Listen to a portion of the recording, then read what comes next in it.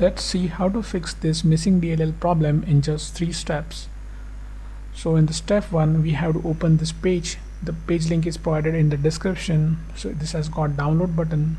So we'll click on download button and the file will get downloaded. We have to save this file somewhere.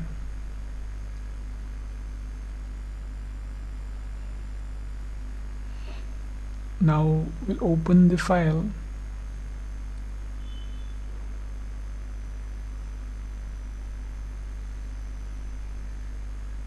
Now we have to copy this file.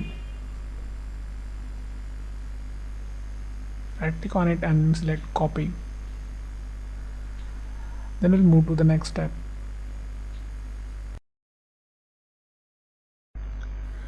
Now open C drive, then open a Windows folder. Now scroll down in the directory. We have to open System32 folder here. Now right click in the blank space and select paste. Click continue to paste it. If you face access denied issue, then you can follow the screen to fix that. In the step 2, we'll register the DLL file we just copied. Now open task manager with an administrator access. Click file, select run new task, then click on browse button.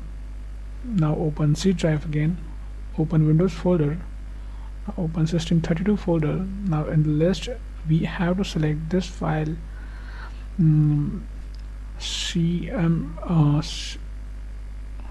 cmd.exe. click OK, select this checkbox and click OK. Now this will open in administrator mode. Just maximize the screen. We have to execute 3 commands here. So first is going to be check disk. Now execute this and type Y. In the next command would be sfc space / scan now. Just execute this, and now while this running in the background, we'll open a new command prompt from task manager. Just click this box again and click OK. Now we'll just keep this window side by side. So in this command prompt, just type this command carefully. Now just replace your my missing DLL file with the DLL file which we have just copied. Execute it. Now wait this verification completes.